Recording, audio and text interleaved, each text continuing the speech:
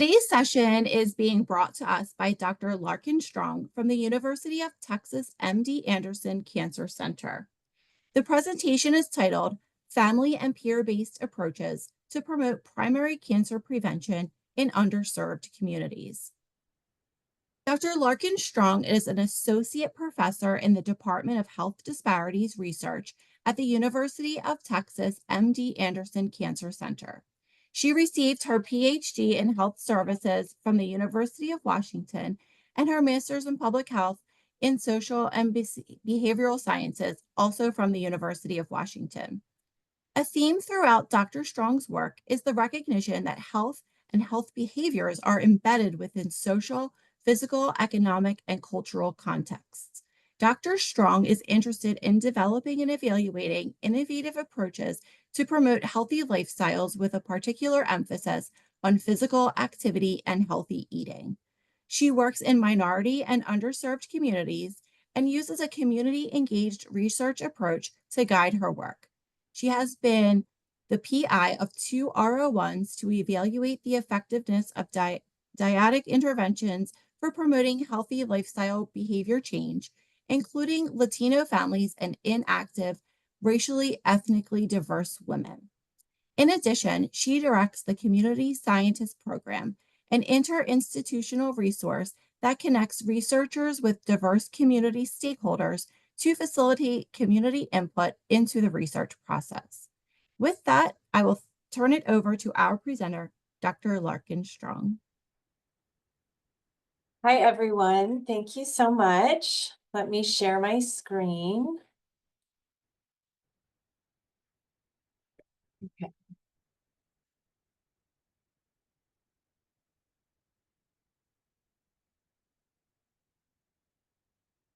think I need to switch.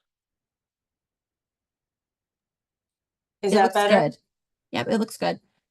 Okay. Oh, nope. Switch it back. No, I did switch. Oh, okay. Sorry. It was good the first time. Yeah. There you go. Okay. All right. Great. All right. Well, thank you so much for being here. It's great to be able to share some of my research with you. So to get started, we're just going to jump right into primary cancer prevention. So as many of you all are familiar, I'm sure, there are an estimated 42% of all cancer cases and 45% of cancer deaths in the U.S. could potentially be prevented through healthier behaviors. And this graphic is from the AACR Cancer Disparities Report. And so as you can see here, it shows basically that nearly 20% of new cancer cases and 16% of cancer deaths in US adults are attributable to a combination of excess body weight, poor diet, physical inactivity, and alcohol consumption. And notably, there have been an increase in obesity-associated cancers, and we've seen that particularly more so among young adults. So in terms of physical activity guidelines, again, I'm just at this point just going through some of the requisite background knowledge that I'm sure most of you are familiar with, but just want to make sure that I review it so we're all on the same page. The physical activity guidelines, what's recommended is 150 minutes per week of moderate intensity aerobic activity, or 75 minutes per week of vigorous intensity, or some combination of the two. In addition to that, adding muscle strengthening weight training 2 times per week. So this AICR graphic here shows how being physically active can reduce risk of breast, colon, and endometrial cancers. It can also reduce risk or may decrease risk of liver and esophageal cancers, as well as improve survival after breast cancer. In terms of nutrition, what's recommended is really focusing on healthy eating patterns. So this just emphasizes some of the main components of healthy eating patterns, focusing on nutrient-dense foods, fruits and vegetables, whole grains, lean proteins, and low-fat dairy. So in terms of how we're doing with that, looking at national surveillance data for the prevalence of risk factors and health behaviors, we look within different population subgroups. what we see is that racial and ethnic minorities, particularly Hispanic and non-Hispanic Black, tend to have higher prevalence of obesity compared to non-Hispanic whites.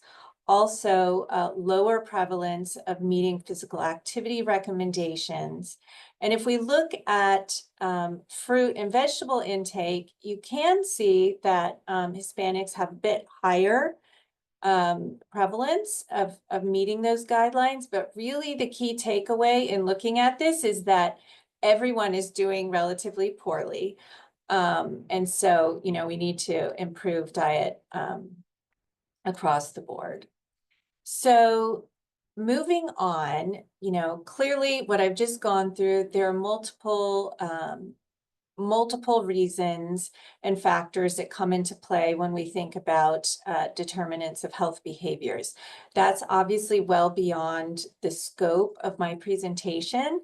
But I do want to just present here or show here the social determinants of health. This is from the CDC, Healthy People 2030.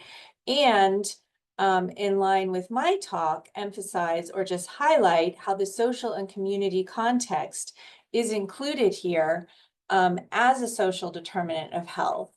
And to emphasize that people's interactions with and connectedness to family, friends, neighbors, coworkers, and others in their networks can affect their health and well-being. And that's why that's included here. For my research, what I, tend to look at and focus on pertains to social networks, social support, and social norms. So when we think about social environments and health behaviors, I think it's pretty clear that individuals are embedded within social networks, and that these health behaviors often occur in context with other social network members. So you can think about eating family meals together, or eating with friends, or exercising with others.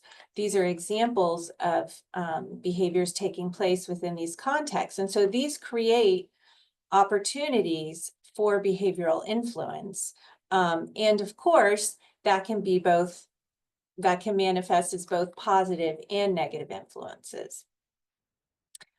And in addition, physical activity and nutrition behaviors are strongly associated with social and cultural norms.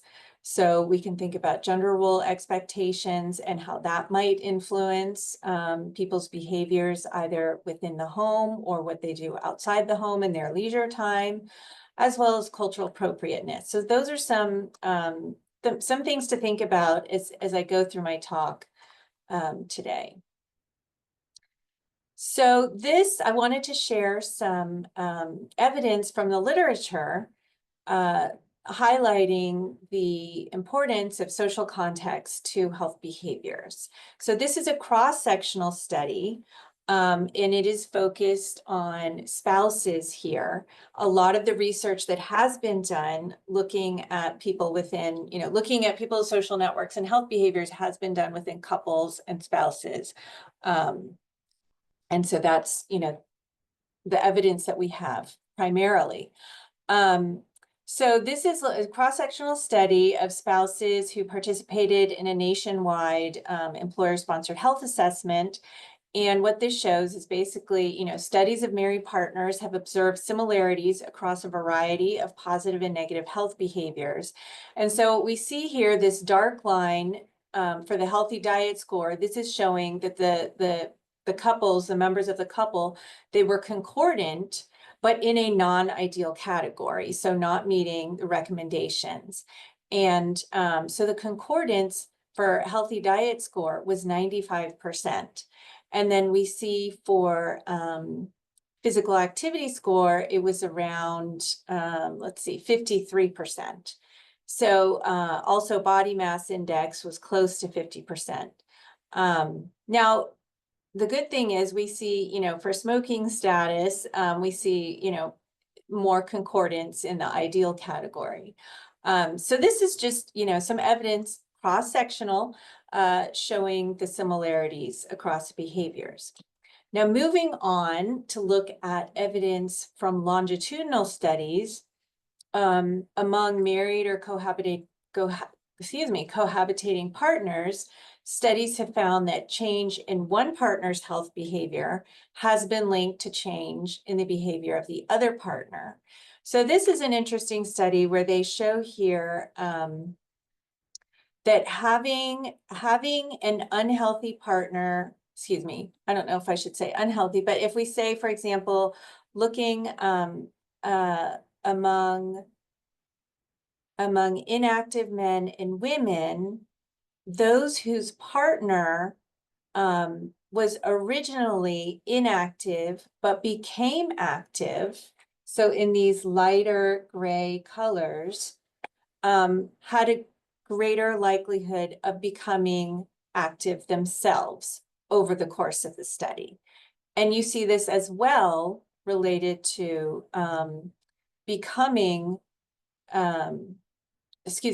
losing weight. So among overweight men and women, those who had a partner who was overweight and lost weight had a greater probability of losing weight themselves compared to those who did not change over time. So this is some longitudinal evidence. And then in addition, this is also some longitudinal evidence looking beyond the couple or the spousal pair. So this study looked at the spread of obesity within social networks. So this shows the probability that an ego, so an individual, sort of the index participant, will become obese according to the type of relationship with an alter, so someone in their social network, who has become obese over time. So what we see here is the increase in risk of obesity in the ego, and what sticks out as having the strongest association is that of a mutual friend. But we see certainly a positive association among many types of people in their social network. So different types of friends, spouse, siblings, and maybe not so much the neighbor or the opposite sex friend. But so this study strongly suggests, that what we do and the health behaviors we engage in is influenced by the people around us. So that literature really got me interested in thinking about, well, how can we take this information about what we know in that there are social influences on our behaviors, and how can we translate that into intervention approaches? And so here is some information about evidence for dyad and group-based approaches for behavior change. And so my postdoc, or a former postdoc, Dr. Jemima John, and I did a systematic review looking at dyad and group-based interventions in physical activity, diet, and weight loss. However, I do want to say that we did this systematic review very recently. It was published in 2024. And the projects that I'm going to share with you were all, sort of designed and ongoing at that point. So sometimes in research, you don't always do things necessarily in the right order. But nonetheless, this is helpful to do in any case. So what I do want to say regarding the evidence for dyad and group-based approaches, so there is evidence to suggest that family or friend involvement in interventions can have benefits. But among the studies, the methods and approaches are highly heterogeneous. So what I mean by that is, for example, if you talk about the direction of support. So is it among two people who are both looking to make change, and so they're both looking for support? Or is it among an index participant who may have a chronic health condition, and it's really designed to be supporting that participants' change? Also, the comparison condition. So is the control an individual intervention? Is the control just usual care? Is the control another dyadic condition? And also engagement of the other partner or individuals involved. Is it just having someone participate in an intervention, with someone else and doing that sort of in parallel, or is that person, that extra partner, being engaged in the intervention so that they are an active participant and are very much also learning about how to be a supportive partner. So all of these, all this heterogeneity makes it very difficult to really draw conclusions about, what our effective approaches, and also, are dyadic approaches more effective than individual. So we couldn't really come to a conclusion regarding that. Also within studies, there's limited information on how support is cultivated. So if you are engaging others, how is social support being sort of nurtured within that dyad? There was evidence to suggest that effects, meaning the effects on behaviors or weight loss, are greatest when partners are highly engaged and social support is explicitly addressed. We also found that there are few studies in racial and ethnic minorities, so this is an additional important gap in the literature. So moving on, with that as background, I want to share with you information about a study that I've led called Tu Salud Si Cuenta, or Your Health Matters. And this was a randomized controlled trial to test the effectiveness of a family-focused motivational and social support intervention in facilitating positive changes in physical activity and nutrition in family dyads of Hispanic Latino adults. And I do just want to mention that this intervention was originally developed by a collaborator, Dr. Belinda Reininger, who's at the UT School of Public Health, and was very much involved in this study. And we made some changes and added the family focus to be able to evaluate it here. So as a brief overview, in this study, we enrolled 2 adults per family, 18 to 70 years. The intervention was a 6-month intervention. It was designed to enhance motivation, social support, and behavioral skills to facilitate increased physical activity and healthy eating. It involved 6 monthly home visits by a community health worker, and the emphasis was on enrolling and engaging with underserved communities. And this is actually a picture of a community health worker with some participants from the study. So just a little bit about how we came about choosing to focus on family. So as many of you all may be familiar with, cultural aspects or cultural components in Hispanic culture, was the importance of family, or familismo. Also that among Hispanic women, discretionary activities, which physical activity is definitely considered to be one, is perceived to conflict with their role as caretaker of the family. Oh, is this? Oh, I'm sorry. Okay, sorry. I was looking at the next slide and it looked blank. Okay, so then also research, including some that I've been involved in, has found that lack of support within the family has been identified as an important barrier to healthy behaviors. And there have been increasing calls for physical activity and nutrition interventions in Hispanics to target the family context. And I do want to share with you all that in preparation for this study, we conducted some formative research with 20 adult Hispanic family dyads, so 40 individuals. They participated either as husband, wife, mother, daughter, siblings, any kind of family relationship. And so I'm just sharing a few brief quotes with you that I thought would be helpful to illustrate. So this quote, a wife said that I make sure that my husband, that he gets his food, the children get their food and everything, and then when it is time for me to eat, I've lost my appetite.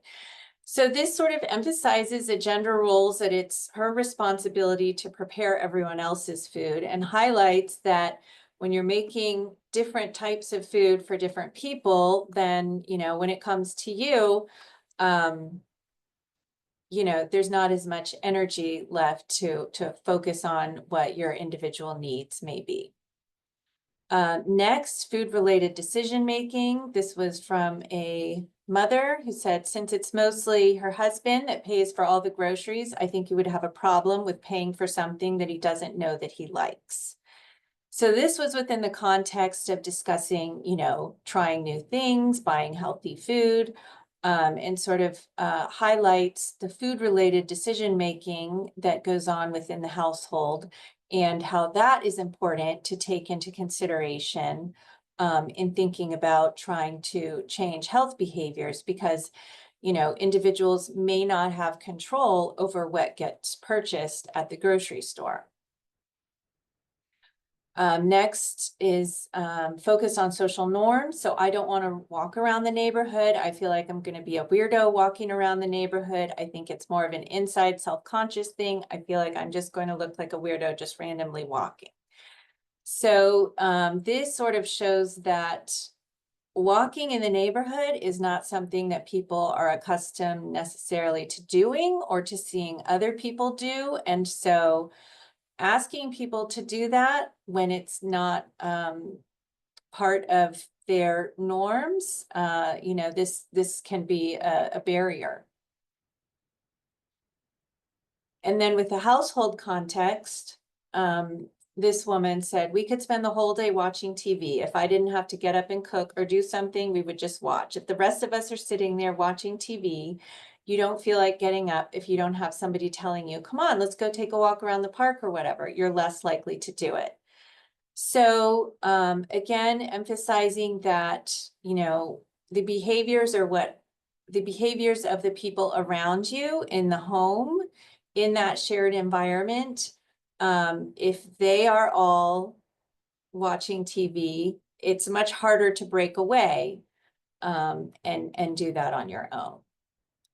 So, taken together, these findings emphasize the importance of family dynamics, social support for food preparation and healthy eating, and ultimately call for greater engagement of family members to promote increased awareness, motivation, and support for healthy lifestyles within the home. So now moving on, getting back to the Tu Salud 50 intervention. So the focus was on these behaviors. Now, the two primary outcomes were really related to physical activity and fruit and vegetable intake, but the intervention also focused on limiting sugar and portion control. This is an overview of the study. So this was a group randomized trial with dyad, the dyad being the unit of randomization. And we had a contact control. So after randomization, the dyad was assigned to either the Tu Salud 50 intervention or to a separate intervention that was also delivered by community health workers, and it was focused on healthy homes. Following that 6-month intervention, then all participants were asked to complete a 6-month assessment and then later a 12-month assessment. So the eligibility criteria are shown here. Really what I want to emphasize is that, well, it was for so people who self-reported or self-identified Hispanic, Latino, and they had to enroll with an eligible adult family member. And in terms of the criteria related to behaviors, so long as they weren't meeting both physical activity and fruit and vegetable intake recommendations, they were eligible to participate. And with our recruitment approaches, it was really focused on community outreach, working with churches, community centers, clinics, schools in terms of reaching the parents, community-based organizations, and community events. Our community health workers played an important role in recruitment efforts and connected with people and helped us a lot in terms of recruitment. So this is now showing you how many individuals we screened. And from nearly 1,400 screened, we had 908 individuals who are eligible with a partner. So that was 454 dyads. But then when it came time to actually enroll in the study and complete the baseline assessment, approximately half of those enrolled. And so you can see what happened to the others. A large number we lost contact with, or they were no longer interested. A large number, unfortunately, canceled or were no shows for their baseline. And then we did have some pending that we never got to because of COVID, because recruitment ended in 2020. So I sort of show all of this to say that, you know, recruitment is a challenge. Anyone who knows, who's been involved in human subjects research, recruiting for prospective studies, community-based studies, it is very much a challenge. So some more detail about the study. So this is what took place basically at each visit. Just to point out, you know, we took blood pressure, questionnaires, measured height, weight, waist circumference, assessed strength with a sit to stand assessment. We asked everyone to wear an accelerometer to measure their objective physical activity.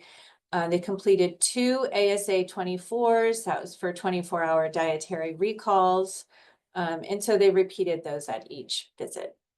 So in terms of who enrolled, the vast majority, 3/4 were females. So, you know, I did have high hopes that by having a dyadic approach that the women would recruit their husbands, and that did take place, but I was hoping to have a greater proportion of men. The mean age of participants was 41 years, and as you can see, most were born outside of the US. Primarily in Mexico, but also in other Latin American countries. So the most common dyad relationship was husband and wife, followed by a child that would be an adult child and their parent, and then an assortment of other relationships. These are characteristics of participants. So I think what's interesting to point out is that this is an underserved popular sample. You can see that only or actually a little over half, slightly more than half, did not complete high school. The annual household income is quite low. Approximately 40% did not have health insurance, or they were receiving what we call Harris Health Financial Assistance. It's a county program. Also very low acculturation. That was based on language. And the vast majority were overweight or obese. So I want to share with you, before I go into details about the intervention, I want to share with you a cross-sectional analysis that we did using baseline data. So we wanted to look at associations of social context with physical activity. And I do have to say that for this presentation at this point, I am only presenting results on physical activity rather than diet, nutrition, behaviors. All the analyses are very much a work in progress, and so we have not. We've just made more progress with physical activity. So what we were interested in looking at here were associations of these social contextual variables. So social support for exercise. So these were the SALIS scales looking at family participation that inquired about how often family members provided words of encouragement, participated in physical activity with the participant, or punishment where they complained about the participant's activity. And this was referring to the family in general. Social control was perceptions, the participants' perceptions about their study partner and how they tried to regulate their participants, the individual's behavior. Did they use positive approaches or negative approaches? So this was specifically inquiring about the study partner. Then also the study partner's stage of change and looking at how that was associated with an individual's physical activity. So we looked at physical activity using the Godin Leisure Time Questionnaire for self-reported. We looked at weekly MET minutes of moderate to vigorous physical activity, and also we looked at the actigraph data, and specifically mean daily minutes. So what we found here is that for social support, for family participation, that was positively associated with physical activity, so that high family participation was associated with greater physical activity. But interestingly, we also found that reports of family punishment, so having family members complain about an individual's activity, was also associated with a greater likelihood of, not greater likelihood, sorry, this is focused on MET minutes, so a greater number of minutes of moderate to rigorous physical activity.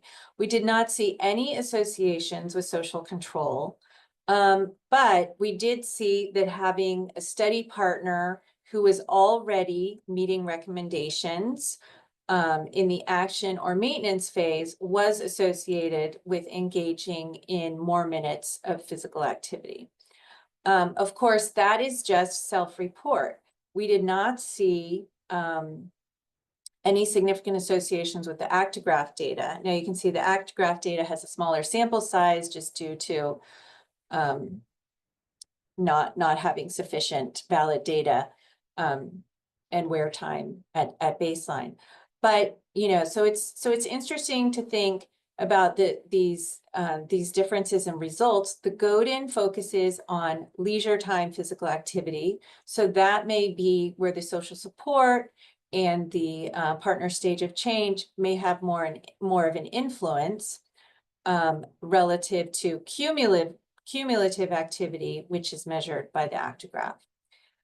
So just to conclude that brief assessment, we did find family social support, punishment, and study partner of change were each significantly associated with some measures of self-reported physical activity, but not accelerometer assessed. I mentioned they may be assessing different constructs. They may contribute to part of it. And it was interesting that the family punishment was significantly associated with continuous self-reported outcomes. The reasons for this are not entirely clear. As we continue with our analyses and do longitudinal analyses, that may provide some insight. But ultimately, it suggests there are some, social influences appear to play a role in physical activity engagement. Okay, so now moving on to share with you more information about the Tu Salud Si Cuenta intervention. So as I mentioned, this was a 6-month intervention designed to enhance motivation, social support, and behavioral skills to facilitate increased physical activity and healthy eating. There were 6 monthly home visits by trained community health workers, and it was designed to promote support for positive changes within dyads. So the theoretical frameworks that were involved in this intervention were social cognitive theory, which emphasizes a dynamic interaction between people, their behavior, and their environments. Family systems theory, which emphasizes how the family is a system and members are connected through intertwining relationships. And then also we used a motivational interviewing approach, which is a very client-centered counseling approach for eliciting behavior change. It's non-prescriptive, non-directive, it's very collaborative. I do want to say that really our intervention, it was in the spirit of MI versus being pure MI. So these were our study conditions and the topics. So you can see them here. And the structure was essentially the same between the Tu Salud Si Cuenta intervention and Healthy Homes. So for the Tu Salud Si Cuenta intervention, these are the components. So, obviously I've mentioned the community health worker sessions. That was really the core part of it. But as I mentioned, they only took place monthly, and that was designed, that was intentional to allow people to be able to participate, so that time wasn't as much of a barrier. But also we didn't want to lose the momentum between those monthly visits. So we would send text messages to participants, some that were push only and others that were interactive, asking them to respond to try to reinforce intervention messages. And then in addition, obviously as part of this intervention, we were not intervening at the level of the physical or community environment, which we know is incredibly important to health behaviors, but we did want to make people aware of the resources, the low-cost resources that were available in their community. So low-cost or free physical activity classes, farmers markets, food pantries, food drives, and things like that. So a little more detail about the home visits. So typically they would begin with a check-in. There would be a health education module focused on the topics that I showed previously. As I mentioned, using motivational interviewing, the community health workers employed non-directive motivational techniques. So they use things like importance and confidence rulers, which you can see here, that asks on a scale of 0 to 10, how confident are you that you can eat healthy portions most days of the week? And then, once a participant gives their response, this leads to a discussion about why they're there, and how they might be able to move up. An additional MI technique was decisional balance that we used. There were hands-on activities, as shown in some of these pictures, like a sugar shocker activity. I do also want to mention that, the intervention was designed for a relatively low literacy population. So we used strategies that were accessible to all, such as the stoplight approach, using go, slow, and whoa, identifying go, slow, and whoa foods, and the healthy plate, using the healthy plate. Also, during each session, there was a physical activity break. In addition, there were role model videos. Those are the pictures shown here. The community health workers also discuss support needs with participants. They emphasized and modeled positive communication. We also had role play scenarios to illustrate positive and negative styles of communication. And then, consistent with traditional behavior change approaches, there's an emphasis on goal setting, building self-efficacy, and problem solving. So just a little bit more about role play scenarios. We had different scenarios, and they addressed one addressed how to ask for support. Another one addressed how to be a supportive partner, because we can all imagine how sometimes we think we're being supportive, but actually we may be just causing more stress to the person that we're trying to support. So really focusing on enhancing capacity to be a supportive partner. So these role plays included examples of positive and negative communication styles, and then led to discussions following those scenarios. All right, so in terms of retention and who participated in what, so as I mentioned before, we enrolled 450. This is how they were allocated. It was a little disappointing. 80% initiated the 2 Salute intervention, whereas 60% initiated the Healthy Homes intervention. Identifying the appropriate control group and having everything flow smoothly in the research study with the control is always a challenge. And so we certainly experienced that here, in that, there were 2 completely different groups. The participants or dyads could be randomized to, and as happens with randomized studies, people didn't always get the one that they wanted, and that's the effects of that, I think, are illustrated here. Nonetheless, we had reasonable follow-up, 82% in the intervention, 74% for the control, and these were pretty much maintained for the 12-month as well. Okay, so now looking at intervention effects, I do want to say that for the analysis, this was intent to treat. So we did not look at how many intervention sessions people participated in or whether they participated at all. We were just looking at their allocation to the particular group. So here what we see, we're looking at adjusted mean MET minutes per week of moderate to vigorous physical activity over time by intervention group. So the intervention is in purple here. So as you can see, the intervention did show, okay. And I should mention, this is self-reported. This is the Godin, the Godin questionnaire. And so as you can see, over time, participants reported significantly more minutes of physical activity compared to the control group. And yes, it did decrease at the 12-month follow-up. And so that's definitely something that we need to think about. And this is a challenge with a lot of intervention, is trying to maintain those healthy behaviors. So now we're looking at the adjusted probabilities of meeting physical activity guidelines over time by intervention group. And again, we see a similar effect, increase at 6 months and decrease at 12 months. So we don't have the actigraph data ready to share for the intervention effects. Those data were very much affected by COVID, in that we have a much smaller sample size of people who were able to wear the devices at follow-ups. So that was a challenge. In terms of satisfaction, we had very high levels of satisfaction for both interventions. So that was positive to see.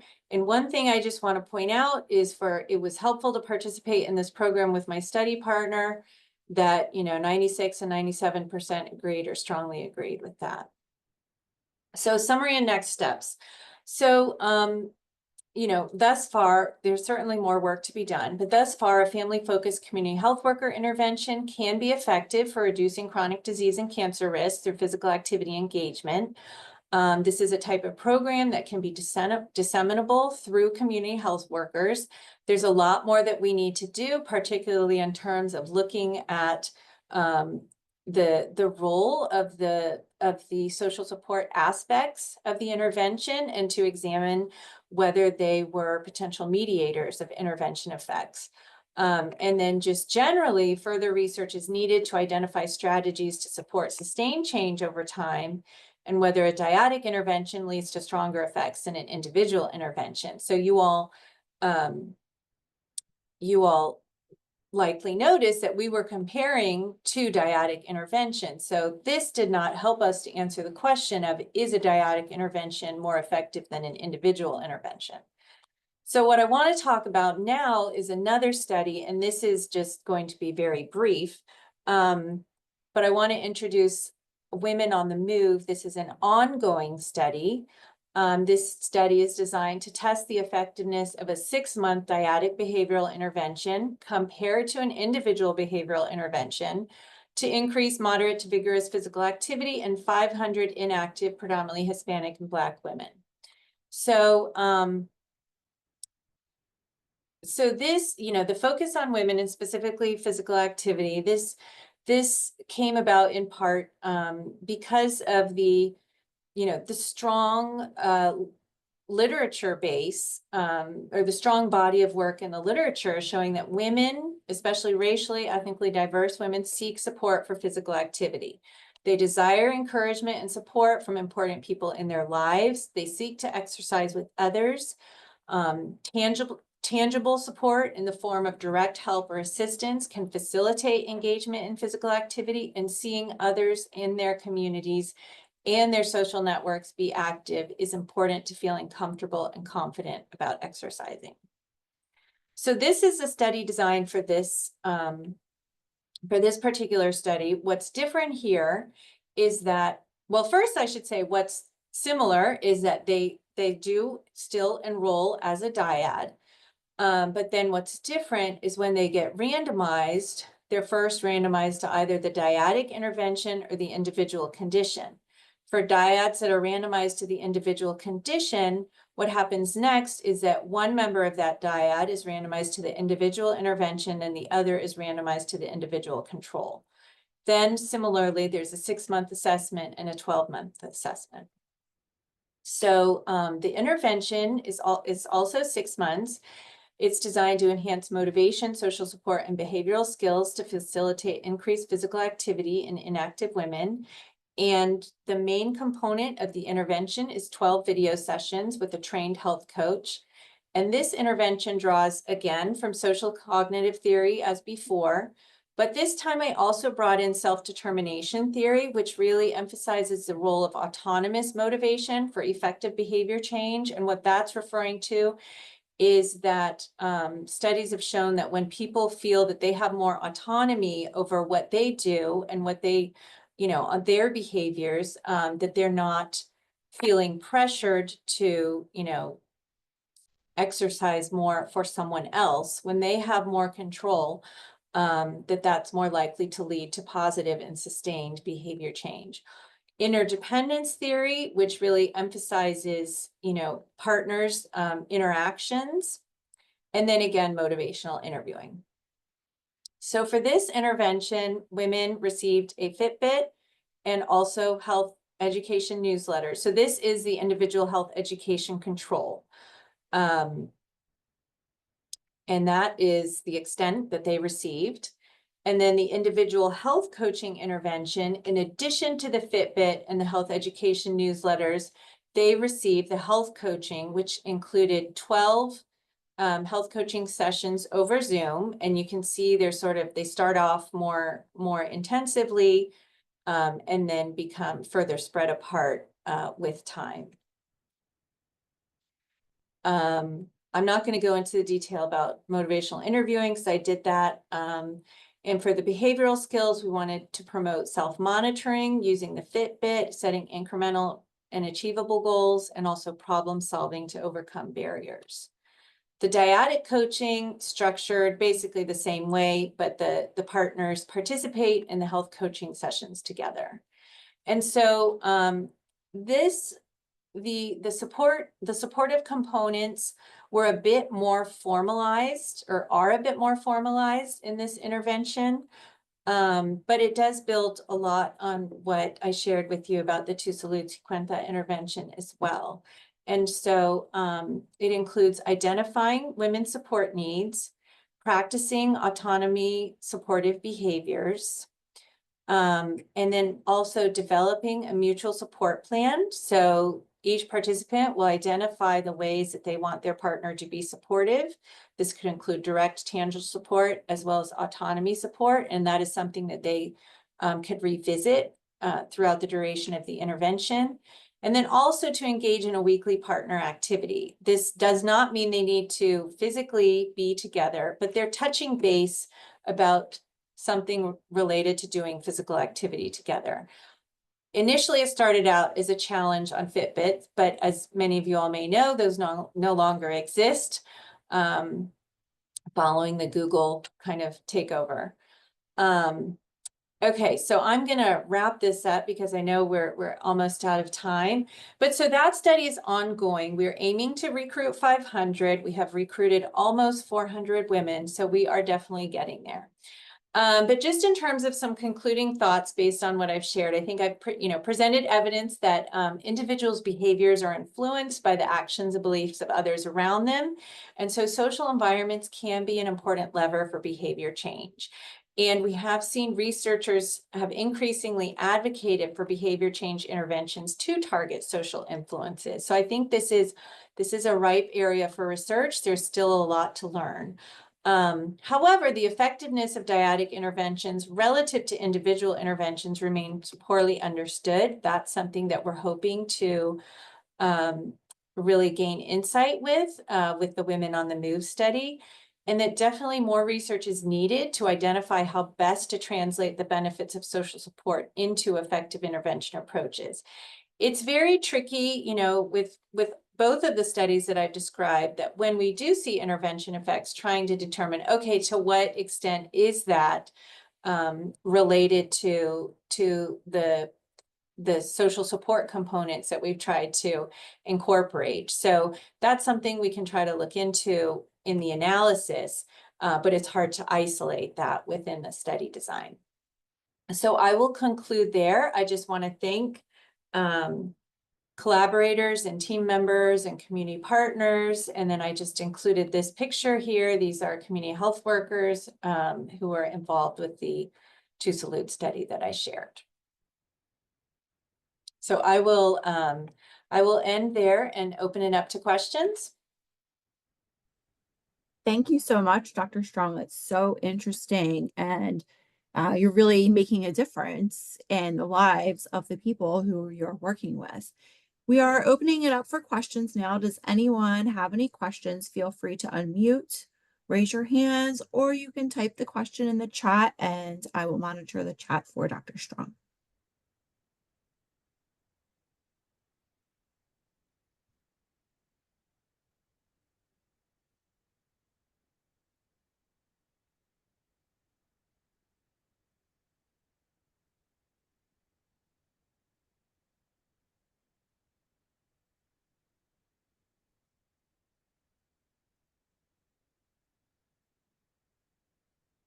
So while we're giving people a minute to type their questions or think about their question, Dr. Strong, would you be able to explain a little bit more about how the discretionary activities were, and how they affect the caretaking in the Hispanic culture?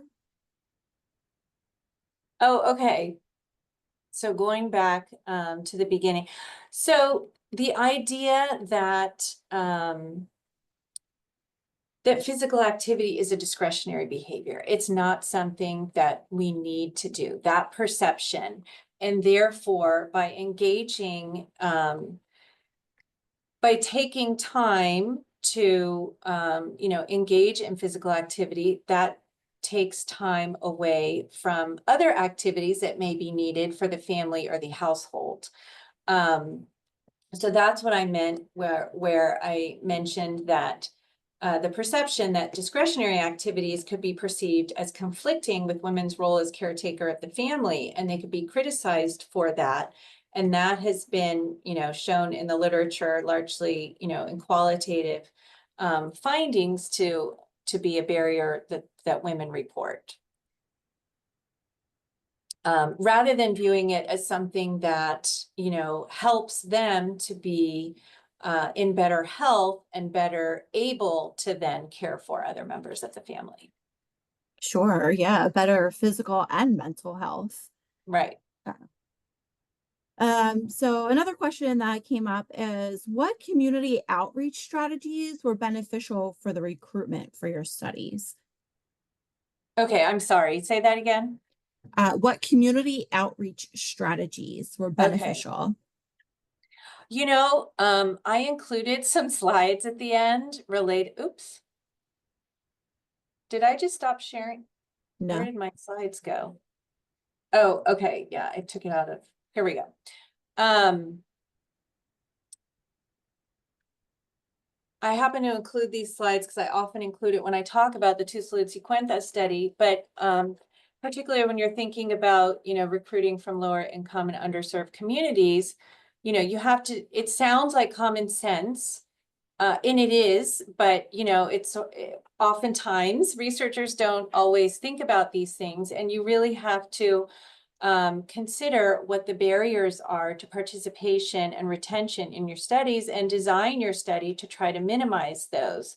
So, of course, time, access, trust, engagement, study complexity, and very importantly, not being asked. If we actually don't go out into the communities to find, to share information about the research studies, with people, we cannot expect people to enrolling in our studies.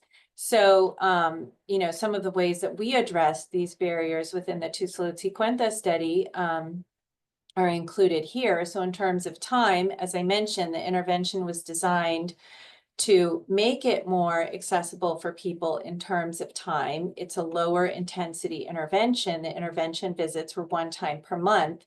In terms of access, the intervention visits take place at participants' home.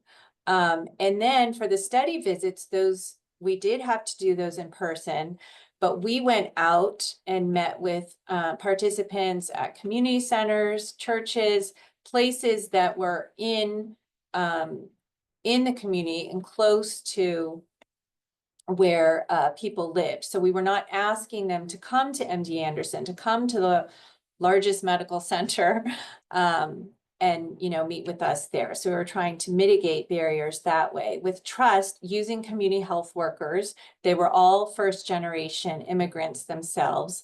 Many of them lived in the communities in which we were working. Also recruiting through community organizations that that are viewed as trustworthy.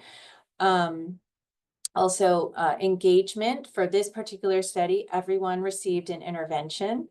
And then addressing not being asked, we work in and with those communities to reach underserved populations. So those are some of the ways that helped us be able to enroll the population that we did. And I'm not sure, was that the question? Yes, that answers the question perfectly. Okay. Thank you. And we do have 1 minute left and one final question. This is from Yosheli, one of our participants. She says, thank you so much for your fantastic presentation, Dr. Strong. At this time, do you have any potential thoughts or have you seen literature that might talk to the impact of family punishment on physical activity? Right. So that was very interesting. So the idea that having reporting greater complaints by family members about your physical activity was associated with reporting greater physical activity. That was looking at the cross-sectional baseline data. One thought is that the more active someone is may lead to more complaints. We can't tell that with cross-sectional data. So that's why I suggested longitudinal. Once we look at it longitudinally, that may be able to yield some insights to see what is the temporal nature of this association. Otherwise, I'm not sure why family punishment would, or how it could be associated with greater physical activity. It hasn't been examined within the social support scale. That particular subscale has not been examined nearly as frequently as the more positive component. So there really isn't as much literature on that. But thank you for the question, and thank you, Yoshi. Yoshi is the reason I'm here. She connected me with Jessica and this group, and so thank you very much for facilitating this connection and this presentation. Yes, thank you so much, and thank you, Dr. Strong, for presenting to us today. I just dropped it in the chat. Thank everyone for your engagement, for your participation. And if you do have a topic that you would like to share in a translational science seminar, please reach out to me. And I put my email address in the chat. Our next TSS is scheduled for January 30th, and it's featuring Dr. Amy DeWooders and her work. Registration for this will be advertised in the CTSI newsletter soon. And with that, I'll thank you again, Dr. Strong. And thank you everyone for joining us today. Have a great afternoon. Thank you. Bye-bye.